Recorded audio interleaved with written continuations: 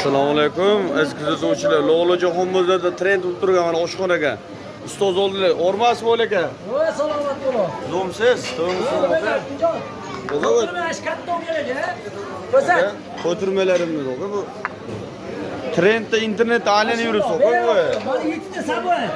O'qa bu dastlabkimi bor o'qa? Olamsan. Mana ispanam. Qanday ispan so'ragan? Bu bulusi ispanmi? Ha.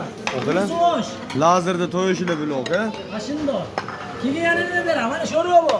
Bu sho'rva. Sizga ovqat qo'yib turmay nima qilib beribman, ko'rsizmi? Ya bu tenganing sovuq bo'ldi o'qa. Alloh qutqarsin. 700 lira osh ko'rsatmaydimi biz sizga? Mana qo'ytiramiz, o'qalar piyoz beramiz. Qo'ytirmalar. Mana 700 lirani ochaman endi. Achchiq osh o'qa bilsa endi. Kelishaveradi. Uni zakazdan bo'sh emas shekilli. 7 ta sabay. Ketishga yemayman degan o'yiniki tayyor. Beringlar buni bo'ldi. Lo'g'lijon bozorida o'qalar kelishaveradi, xudo xolasa. Nomerlarni yozib qoldiramiz, xudo xolasa kelishaveradi. Biz hammamiz xizmatdamiz.